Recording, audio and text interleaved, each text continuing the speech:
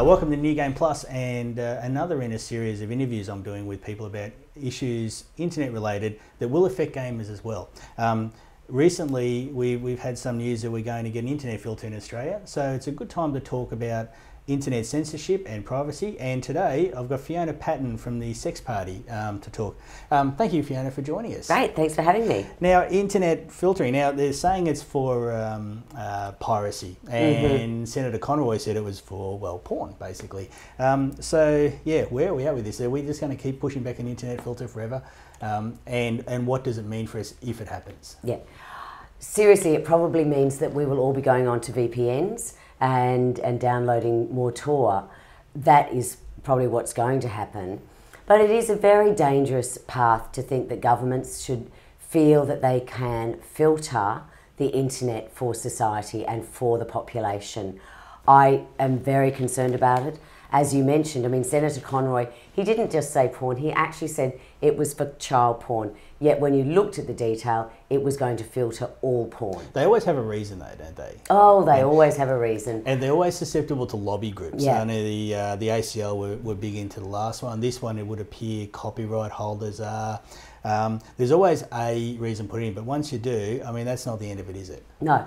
And it's a stupid solution, you know, because A, it's not a solution, but B, if we were looking at trying to reduce piracy, for example, in this country, setting up an internet filter will not do that. Actually, setting up proper pricing models might. Setting up systems where Australia's not paying sometimes 3 times what other countries are paying for the same product, enabling us to access content at the same time as the rest of the world is able to access content and paying a fair price, that would deal with piracy far more than trying to say we're going to filter out piracy. I mean, it's a silly business solution to a business problem, basically. Correct. That's what you're saying. With the current laws for generally technology related in Australia would appear to be pretty out of date. Although I've been using the internet since about 1987, 1988. None of the things on the internet now should be a surprise to anybody. Where are we at, like, at the moment? What do they need to do to try and bring these sort of proper laws in to bring things up to date? Look, I think, you know, talking about maybe censorship for the first instance, most of our censorship laws were written in the late 80s, early 90s, and they haven't been updated. So they haven't recognised that we have something called the internet. In fact, the communications minister in the late 90s, Senator Alston, made this fantastic claim when he introduced his online services legislation that there would be no porn on the internet in Australia. That worked out well. Yes, that really did work out well. Well done. So currently it's still illegal for an Australian ISP to host an adult site in Australia, and they can be fined up to $28,000 a day. This is not illegal material. This is material that would be legal to buy in a magazine, buy on a film, buy in a book and watch online, but we still prohibit Australian ISPs from hosting that material. And the solution they seem to want to come up with is censorship.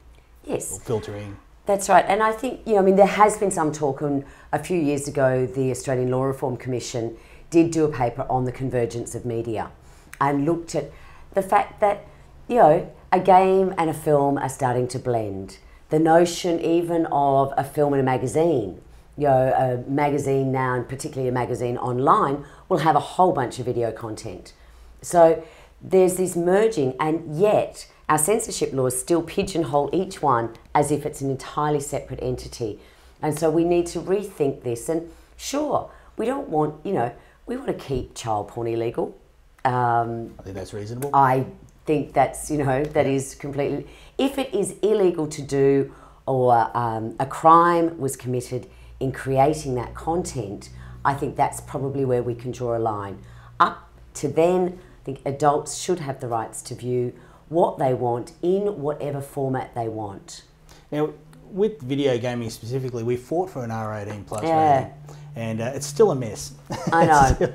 It's still a mess, and there's a lot going on in the video game area. I was going to ask you about not just filtering but privacy. Now, at the moment, there's, as you probably read, there's a lot of shenanigans going on with regard to that, and it's been suggested that to protect people from some of the nasty behaviour on the internet, that privacy be removed, that there's no anonymity.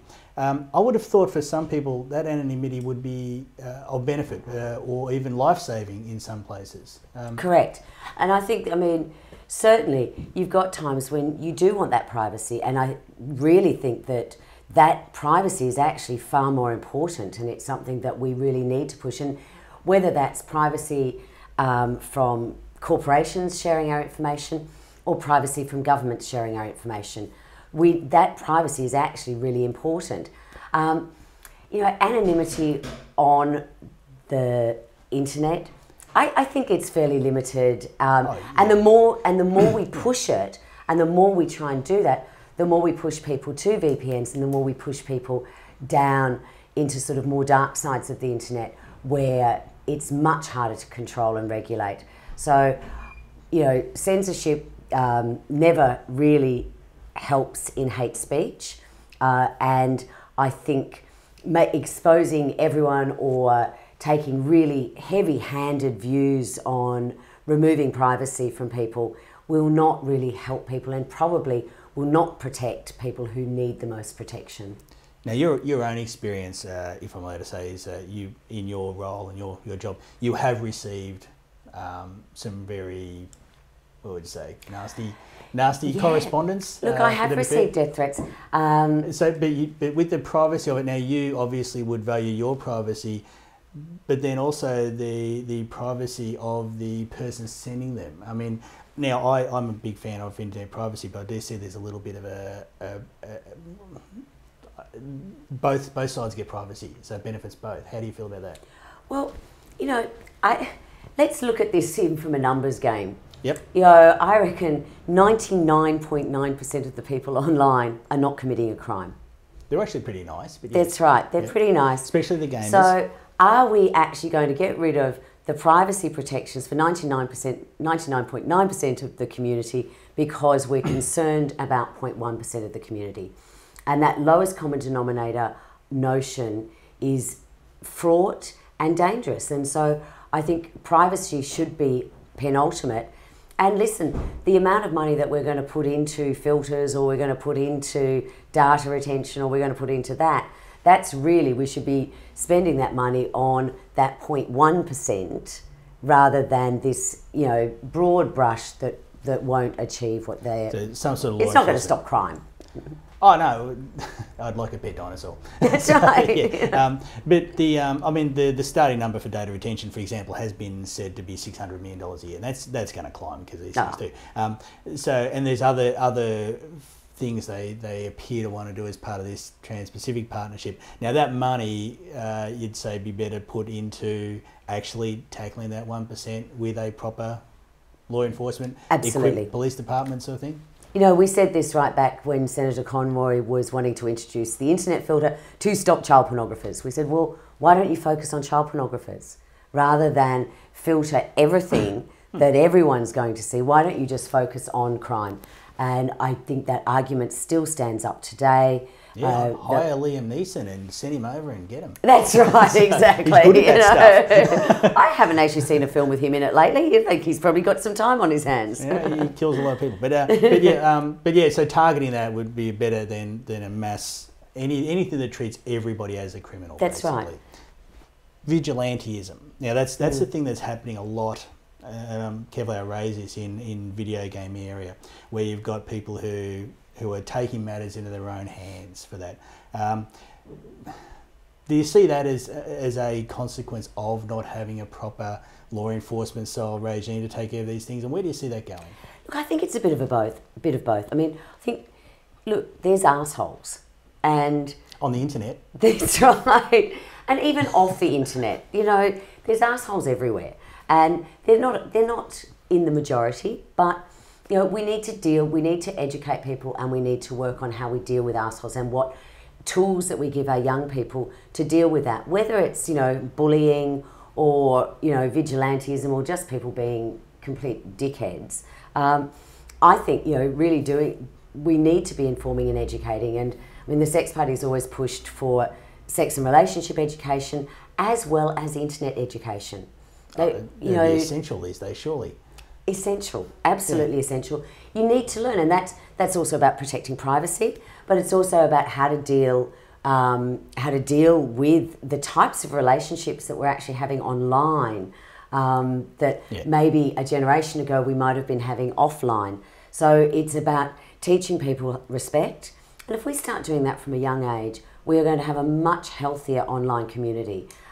Teaching people that online porn is not real sex. I know, sorry, you know, sorry to shock everyone.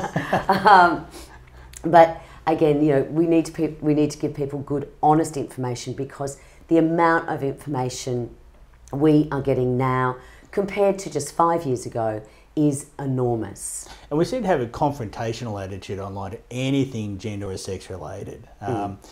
Which seems to be a bit of a mess. I mean, your views on that, I mean, is it an education issue? Is it, what can we do to try and help that out? Because it does look like there's a lot of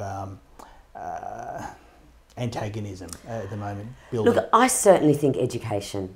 Yeah, I honestly, and I mean, and it's funny, I'll just actually use this story because when we first started, an R rating for computer games was one of our main platforms when the Sex Party established. And, you know, while there was lots of people working on it, we actually were probably the first party to take it to the polling booth and say, we need this. And we achieved it. It was so interesting, like the attacks that I got online from gamers saying, yeah, love your R-rated computer game, but I hate poofters getting married. You know, and that seemed, I'm sorry to say, guys, but that seemed to come from the gaming community quite a lot. So we need to be teaching... Stop it. Yeah, we need to be teaching people respect, and we need to be teaching, you know, respect for other people's choices and other people's sexuality, and to respect and celebrate that diversity. It's happening. We're going that way. I mean, you look at, you know, gay marriage and homophobia. I mean, most people, 80% of the population, oppose homophobia and support gay marriage these days. Yep. So that is changing, but I certainly think education in our schools could go a long way about that.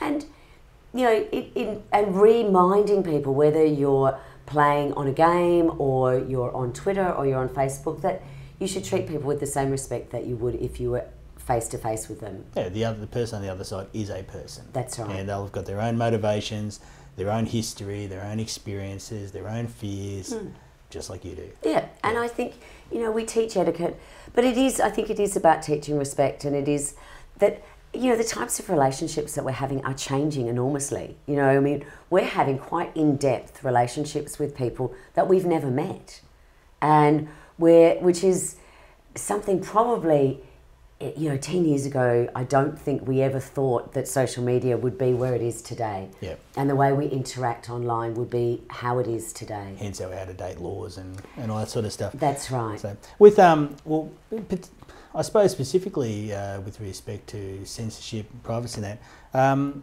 what is the Sex Party proposing? What would you like to do? What can we expect if good things happen? And, if good things happen, look, I certainly think we need to set up a tort of privacy. We need to say that this is a right of an individual, is a right to privacy. And so this means securing and ensuring that our privacy is protected in the way corporations use our information and in the way governments use our information. And I think those should be, that we should be setting up a real basic foundation of privacy. Probably, and on the flip side of that, we need greater transparency in government decision making and in the types of information, freedom of information that governments provide. And, you know, WikiLeaks is a great example of the need for greater transparency in government and openness. We should know, basically, what's being done. So I think we need to be balancing this with greater openness of government, but greater protection for the individual's privacy. What's really frightening you at the moment? Look, apart from things like how the Trans-Tasman agreements, Trans-Pacific agreements Yep. are going to affect piracy, copyright, and our right to access information, but more locally and in Victoria and with this election, we've got 5 religious groups running for election. We've got Rise Up Australia, Christians Australia, the DLP, Family First, and what most people didn't know, Palmer United. Oh, really? They and the Liberal Party. Yes, and the Liberal Party. But so you've got these groups that would very much like to restrict what we as adults can see and can view and can interact with. And if they hold balance of power, I can see our censorship laws not going forward in line with new technology and the fact that most forms of censorship online are absolutely obsolete. But there will be more of a force to try and continue that sense of governments being able to tell us what we can and can't do online. Also, we will see sex being taken out of curriculum, so we can't discuss that, sex and relationships. And that sort of authority... So we learn on Brazzers and stuff about sex education. That's right. Probably not the best place.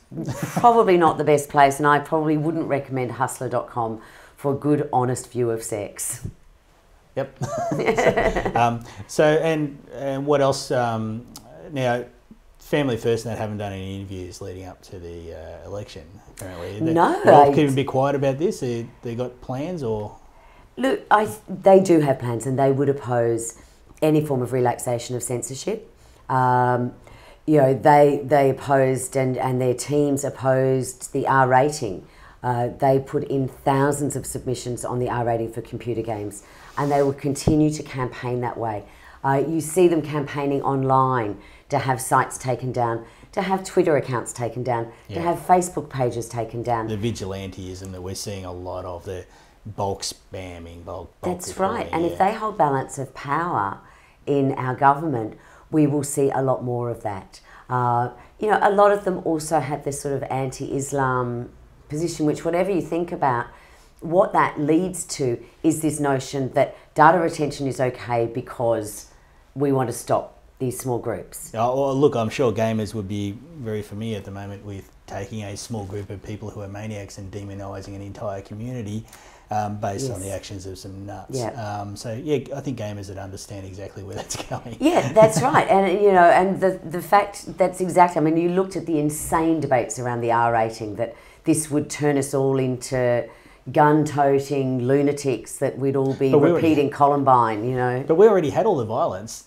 That's right. Nobody wants to put relationships and sex in a game. I mean, we're grown up enough to see that. It's in movies, actual movies, not just on the internet. But, we're grown-ups, but violence is still where they fall back on. And even a lot of people going for the R18 plus seem to be wanting more gore, more violence, which is really disappointing. It is, and I think, as we're seeing convergence of media, and as we were talking about with things like storytelling and storytelling through games, storytelling through films, that human interaction and that kind of most fundamental part of our beings, which is procreation and sex, should be depicted, should be expressed, and should be explored. And I think it would be great to see more computer games exploring that really fun part of our lives. And unfortunately in Australia, adults are still not allowed to see sex in a computer game. I can kill 10,000 people in a game and nobody bats an eyelid. That's right. Developers, get on it. We want mature stuff, actual mature. Yeah. And I think really, our Australian government needs to say adults are adults and they should have the right to choose what they see and what they view as adults, and governments should not be in a position to try and control that. And with video games specifically, I think there's still an underlying belief nobody can shake that video games are for children, and I think that's holding it back. And a lot of the debates I see do seem to be just predicated on this idea that we just can't move past games are for kids. We bring out but what about the children? Oh, yeah. You're saving a princess, blah, blah, blah. Yeah, all that sort of stuff. And you go, okay, we're grown up, we can tackle complex things now. We seem to be avoiding that. And, let's not let the facts get in the way that the vast majority of gamers are well over 18. And I'm afraid actually probably well over 25. Yeah, I think the average age is 28, but the bulk of the money is, I think, spent by the older gamers. So, that's right. So yeah, and there are older gamers out there. So absolutely, and so there should be. I mean, you know, we've been playing games, and we've certainly been playing online even. So what was World of Warcraft just celebrated a decade of being online. Like, you know, that's amazing. So, you know, most of the people that probably started playing that game 10 years ago, 10 years of playing one game, are all over 18 now, and we would say, so it is an adult sector. It is, as you say, an extremely profitable sector. Yeah, tons, yeah, lots of money in it. And I think we need to recognise that, we need to celebrate that, but also we just need to get governments to butt out of trying to control what adults do online or offline, and put their attentions into protecting children, catching criminals. Yeah, well, they do like direct action in some areas. They seem to be very keen on it. It'd be nice to see direct action in other areas instead of global surveillance or blocking or filtering. Yeah, exactly. So direct action properly. Yeah, yes. so at the Sex Party, I mean, at a local level, we think we're very concerned about how even our Mikey information is used, or how our CityLink information is used. I mean, I think those are the sorts of things that we think are important around data retention and privacy at a state level. But then, of course, at that federal level, I think we as a society need to continue to fight against data retention and continue to fight for our right to privacy, even if that is the right to privacy for assholes. Do you, one last question, does Sex Party support right to be forgotten and things like that? We do. I do think that it is a slippery slope, and when you've seen what's been going on with Google... If you're a criminal and you just, for children? Look, I think certainly for children, but one, we're now starting to see, you know, directors of failed companies wanting to have their history as being a director of a failed company removed, and that's different from saying something as a 17-year-old. That's right. But yeah, within reasons. I think there are reasonable grounds to have material removed, and as long as we can do it for reasonable grounds, but not have that spread to completely unreasonable grounds. Yeah, I'd suggest over a certain age, there's probably, you have to own everything you've said.